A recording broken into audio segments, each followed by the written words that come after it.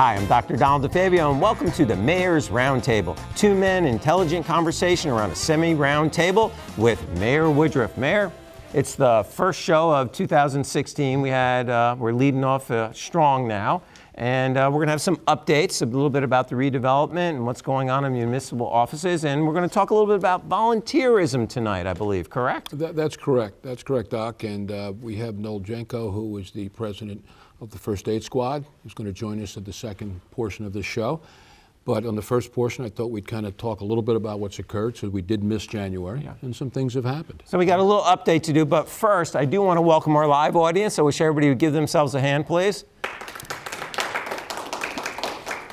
Yeah, we got a big crowd going out tonight. But seriously, the Mayor's Roundtable is filmed the third Thursday of every month at 7 o'clock p.m. in the municipal offices, City Hall here. So please come on down. We'd like you to participate and enjoy seeing the show get produced. So, Mayor, lots of places to start. A lot of the big buzzword is redevelopment.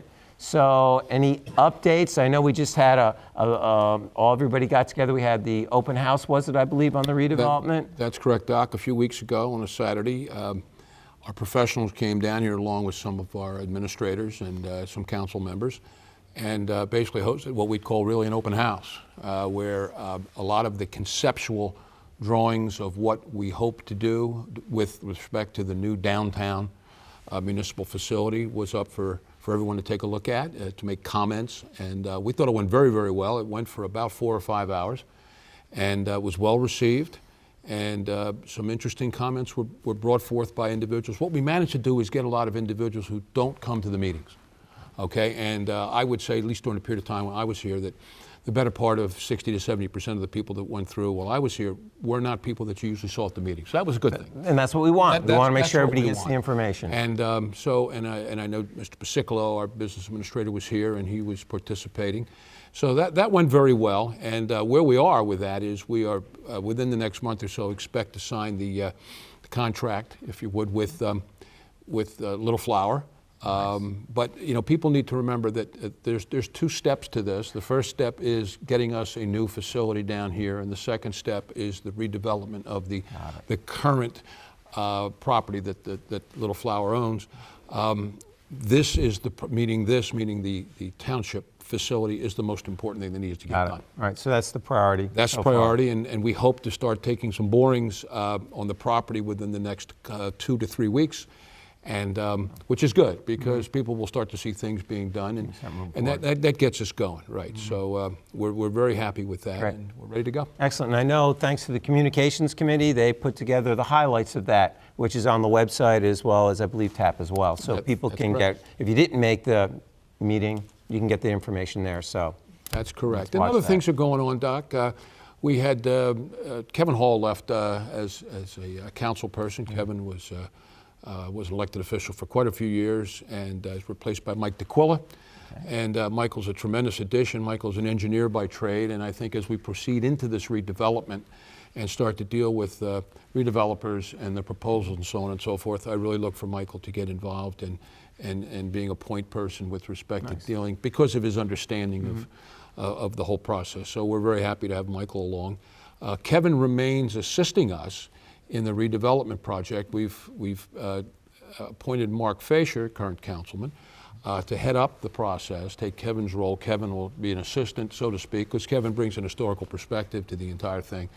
And we appreciate Kevin, obviously, continuing. So what's the role of that, someone who's now a private citizen, as a consultant to the township council? I mean, how does that work? Because he's technically not on the council anymore. That's correct. Well, he's really assisting us with respect to the committee that we have, the ad hoc committee, so to speak, that we have.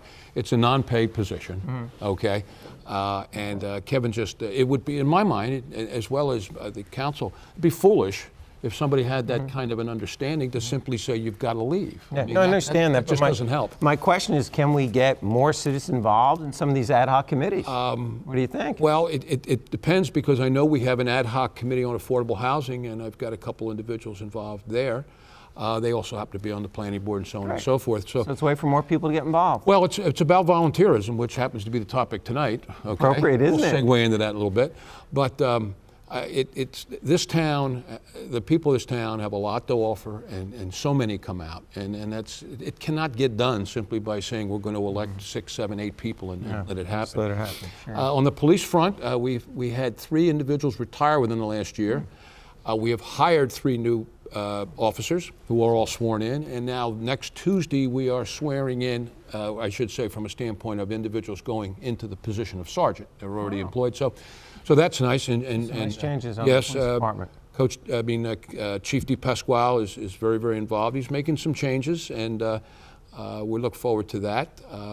Memorial project is going well. How's the funding on that coming along? It's going very well. I don't want to discourage anyone from continuing to. So we still need a little money, so support the Memorial Fund Park. I'm assuming pretty much everybody, I'm sure everybody here has seen the soldier monument that's across the street. It is an incredible work of art. It was donated by the late Vito Mondelli. Nice.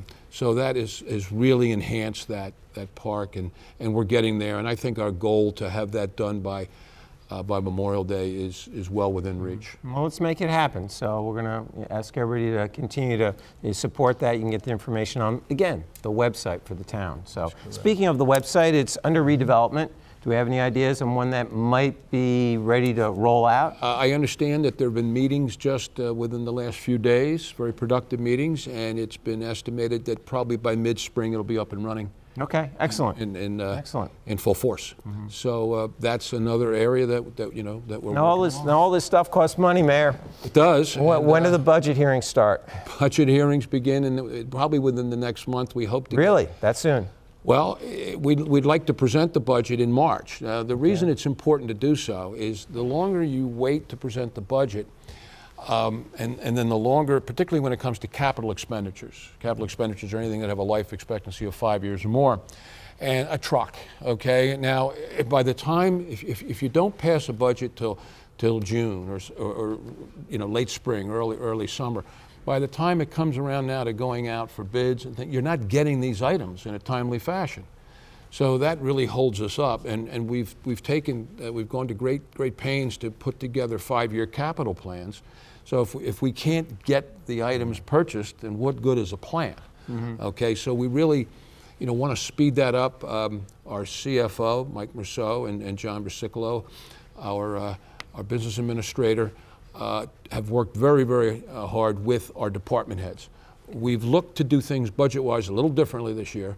It's my feeling that each of these department heads know what their department needs. Okay, 6 council people and a mayor doesn't necessarily know what go on. Okay, so we're counting on John with his knowledge of the departments, and Mike, given his fiscal background, to basically serve as a filter. Right. And let's get to us those items that are really issue items. Yeah. Now, capital expenditure is a different thing. Capital expenditure has to be looked at carefully because of the great costs involved, and whether we can, are we buying fire trucks, are we buying dump trucks, and so on and so forth. So it's my understanding that the mantra of the Township Committee is Jimmy Stewart's, and It's a Wonderful Life. Mrs. O'Donoghue, do you really need the 425? That's a good that's not the lady's name, but is that what we're looking at? I mean, what do they really need? That happens all the time. Okay, we're a zero-based budgeting group, and that means that we don't, unlike the federal government, we don't start with what you spent last year and then add on to that. We say, that's my point. You need to tell us from ground zero what is it you need. So whereas last year we may have paid you X, this year maybe you only get 80% X. If that's all you can justify. And that's being reasonable and feasible. I think it's the only way that you're fiscally prudent. It's the only way you can be responsible. Otherwise, you get runaway budgets. Yeah. And if someone, and this is natural, if someone thinks they have a certain amount to work with from the start, they'll fill that. They'll find ways to fill it. It's our job to make sure that it's only being filled because it's needed. Great. A lot of new things coming down the pike, a lot of things we had to remind everybody about that on our previous show, so I think there's a nice wrap-up for the new year. But we are doing a little bit something different, which you had mentioned earlier. Usually we have a municipal official or something like that to come on as our guest, but this month we're going to do something different. We're going to bring in one of our volunteer groups. Yep. Tell us a little about the guest tonight. Real quick here, before the break, Noel Jenko, as I said, who's the president of the First Aid, is going to join us. About 2 or 3 weeks ago, I had the pleasure of attending the annual First Aid Squad dinner. It's a tremendous event. A lot of First Aid Squad members from years back come, and they honor those who have performed great service for the year. And it was a tremendous evening, so I thought it was a good idea to put a focus on the volunteers. Well, that's what it is. And when we come back, we'll have Noel Jenko from the Berkeley Heights First Aid Squad. We'll be right back. I'm Dr. Donald DeFabio with Mayor Woodruff. Well, there's lots of volunteer activities going on, and Mayor, you're going to be shooting the gun for one of them. Which one? That's correct, Doc. On I think it's Sunday, May 8th. That's Mother's Day. That's Mother's Day. We've got the 5K, and I've had the opportunity for the last couple of years to do that. It's a great event. There's a lot of people come out and enjoy themselves and get a little exercise in and raise some money. So it's good. And they raise it specifically for the Live Strong program at the Y, which is a free program the Y offers for cancer survivors, an 8-week program free for cancer survivors. So, Mayor, are you going to run this year to help raise money for Live Strong? No, those days are over, Doc. But I will fire the weapon. Oh, there you go. And for people who want to improve their running technique, the YMCA is having a running clinic starting May 12th from 9 a.m. to 10 a.m. on Saturdays for 7 weeks leading up to the race. I'm going to be in charge of the running clinic, teaching proper mechanics, dynamic warm-up, cool down, and all sorts of things to get you to run better so you can run more. So, Mayor, you can get back to running. Well, maybe I'll join you there, Doc. Thanks a lot, and support the Live Strong program and the Mother's Day 5K YMCA race. The Rotary Club is a very strong supporter of the community here in Berkeley Heights. And Jerry Harris, you've been involved with the Rotary for how long? 25 years. That's fantastic, Jerry. Why the Rotary? In 3 words, service above self. I've always believed that, and I've always lived and I've always practiced that. And that's great. All service clubs are involved with that. And the Rotary's done something more to be with it for 25 years. So tell me a little bit about some of your personal experiences with the Rotary.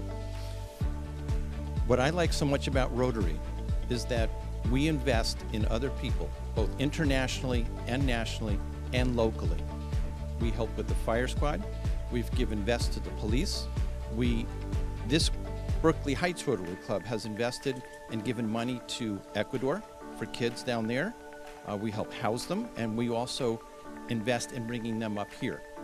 We've helped with all sorts of different kinds of medical situations where we help people. Service before self, you're right. Yeah. 3 words, it's very simple. Very simple. How do people find out more about the Berkeley Heights Rotary Club? We meet every other Tuesday. You've only been going 25 years, Jerry, and you don't remember the meetings? This could be dangerous. It's very dangerous. When do you meet? It happens when you get old. I can't help it. We meet every second and fourth at the, let me read my little cheat sheet, Chimney Rock Inn, right down the street from here. Okay. 12:15. 12:15, stop by Chimney Rock, second and fourth Week. You got it. Fourth week of every month. You got it. On Tuesday, was it? Wednesday. Wednesday. Okay, between us both, we might get it right. Wednesday. The second and fourth Wednesday of every month, 12:15, Chimney Rock. Stop by for lunch. Learn how to give to others before yourself.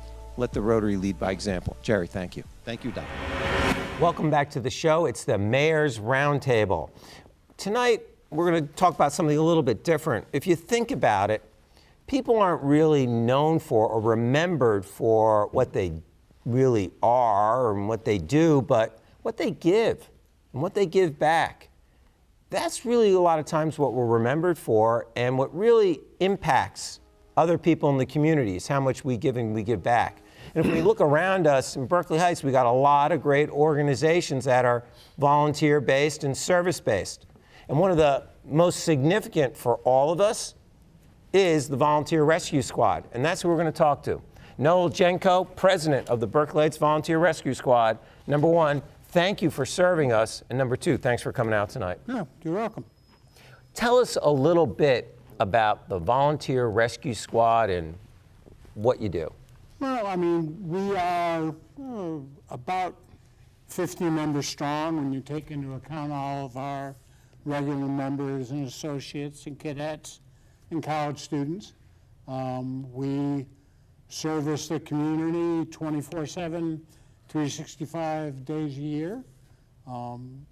We never bill for our services. We don't bill we don't bill your insurance company. We just provide them free of charge. And we enjoy doing it. We have a good time doing it as well. I mean, that's great. Sure does, Doc. Completely volunteer. Absolutely. No back end fees or anything like that. That's really fantastic. Yep. And that's what I'm talking about. It's a really great way to give back 24/7. Mary, you ever use the rescue squad? Fortunately, no.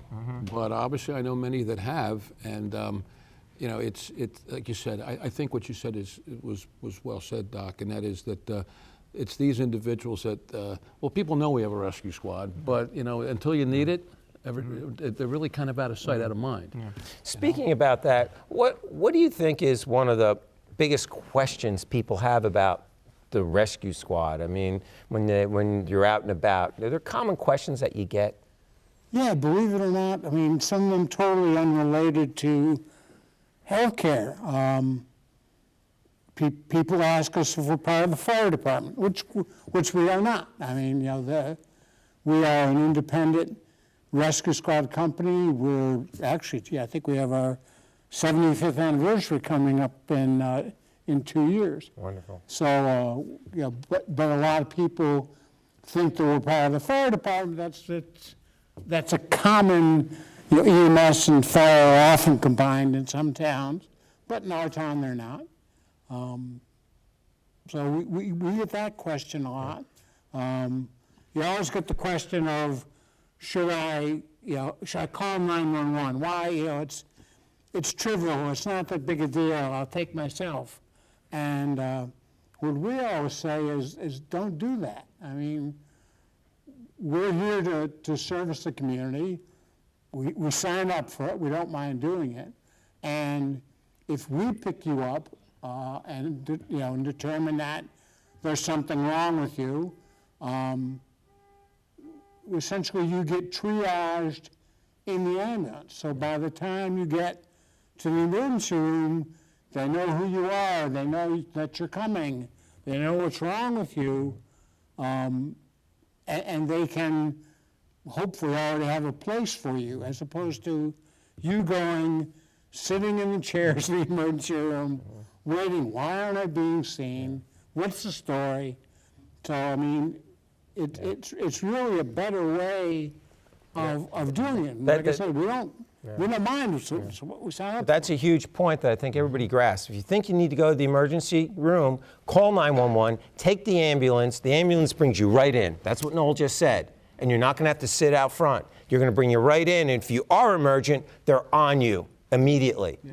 And you won't get lost in the shuffle. That's a great point. Noel, let me ask you, along the lines of commitment, and we know how significant the commitment is, talk a little bit about if somebody comes and they want to become a member of the first aid squad, but they really don't have any significant training. Tell us how that person gets trained and how they become an active member of the squad. Well, that's the way I started, about 7 years ago. I kept driving by the sign in front of the rescue squad that says, we need help. And I had been retired from my first career for a while. And I said, I can do that.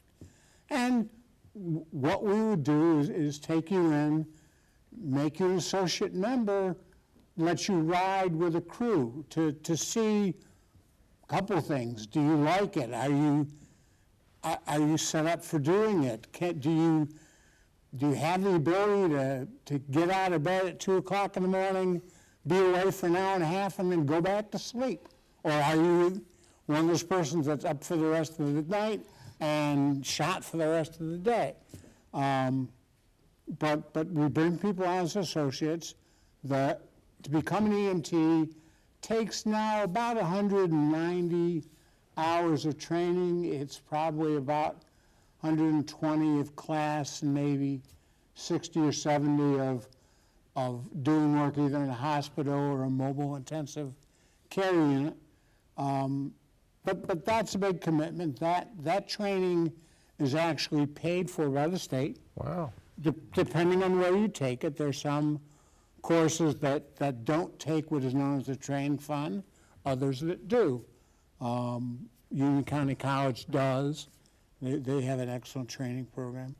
And while you're getting trained, you're still riding in the ambulance. You're getting exposed to people being sick, people being hurt, both the good and the bad of that part. You see if you like it, if you can adapt to it. We have an active cadet program, and I think that's good for kids that are thinking about healthcare careers. They get an idea of, ooh, I really like the exciting stuff on the emergency side, or no, I'm not geared up for that. I like the sight of blood. I can't stand the sight of blood. Sure. It's like I said, it's about 190 hours, and then once you get your EMT, I mean, you're essentially mentored. I mean, our crew is typically 2 older EMTs, an associate, and maybe a cadet in the evening. Cadets have only limited time they can ride in the evenings, and so you'll get you do patient care, and there'll be somebody with more experience looking over your shoulder, and essentially bringing you along. So it takes, in all honesty, it takes a year or so, maybe even more, before you get to the point where you're comfortable doing all aspects of the job.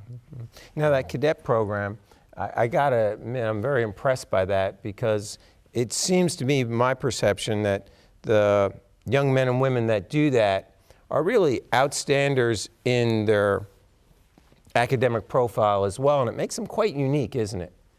It does, and I mean, because there's really only a handful of kids that do that, and I think that's a nice. And Not only do you help other people, it's a nice thing on your resume. And I'll tell you, at the dinner that they have each year, they give awards for how many people, how many different events, I should say, their calls they go on, and the young kids get so excited. They really do, and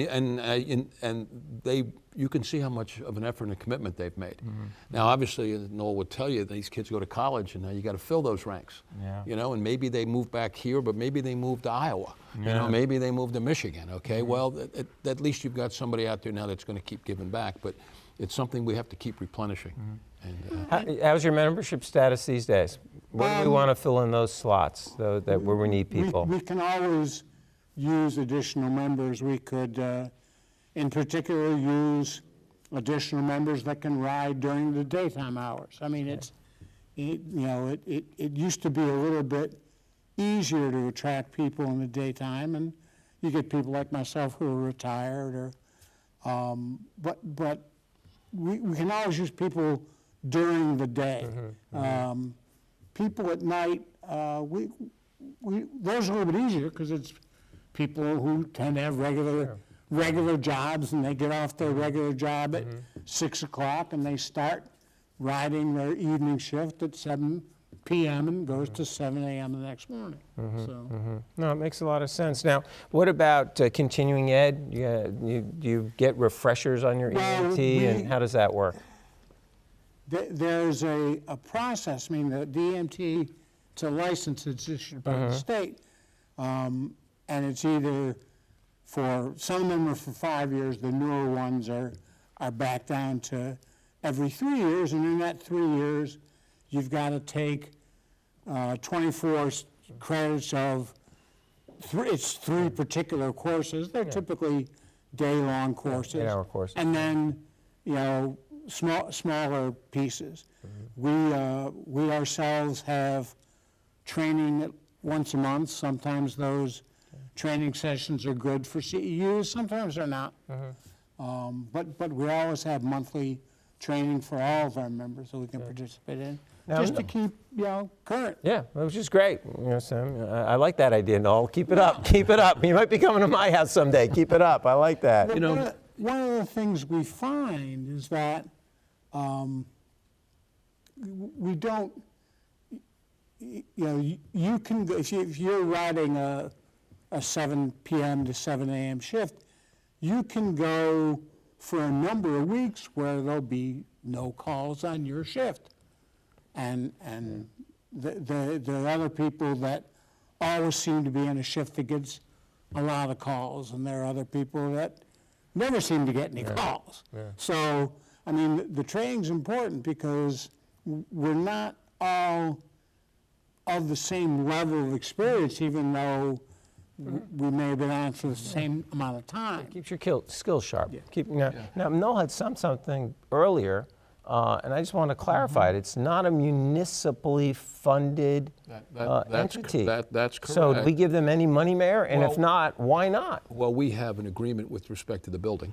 Okay. And there are certain obligations the town has with respect to maintaining and so on and so forth. They're a 501c3 Oh, really? corporation. I didn't know that. Or- So we can give you lots of money and write it off? Yes, you can. Oh, that's a good tip for our viewers. And we do our annual fund drive that I'm sure you're familiar with it. We get it in the mail. It goes out in about April, and if you didn't respond to it, you'll get another one in September saying, geez, did you miss the first one? And some of our companies in town have been generous as well. Wonderful. Noel, would you talk a little bit about the interaction? Let's say a call comes in, and obviously, oftentimes the police who happen to be on patrol are perhaps more apt to get there first. What kind of interactions go on with the police, and how do you work together? Well, typically in this town, because we respond from our homes. When a call goes out, we're not sitting at the rescue squad waiting for the call to happen. We all have pagers or radios or a lot of times on our cell phones now. And so we'll hear the call and we'll come in to the squad, get the ambulance, and then go out to the call. It typically, so that the police are almost always there before us. They do a wonderful job. They're all trained in CPR and in first aid. So they're pretty good about saying what's wrong with the patient. If the patient is in real critical need, they've already potentially put oxygen on the patient. They're pretty good at getting the patient stable if it needs to be. Then we get there and we do a more pertinent assessment. And we go out from the 911 call. The 911 call doesn't tell us much. It's usually just the gender, the age, the physical location, and a very brief synopsis of what's wrong. Could be just, the person's fainted, they've got pain in the belly, whatever. It's great that you do all this for the community, Noel. I'm really aghast at all you give back, and it's volunteerism. They're a 501c3, which means you can get lots of money for donations, and you're doing it for the goodness, of your heart. And the life you saved may be mine, so I'm really glad you're around. And what I want people to understand is that we need to support all the community groups. And, tonight it's all about supporting the volunteer first aid squad. So think about joining. It may be a calling for you. If not, write them a nice check. But remember, they're here to serve you, and we all get more when we serve more. Noel, thank you very much for your time tonight. I really appreciate it. Thank you. Mayor, I love this idea about reaching out to the community services, and we'll get more of the other volunteer agencies on board as well. I'm Dr. Donald DeFabio. Thanks for watching the Mayor's Roundtable, and we'll see you on the next show.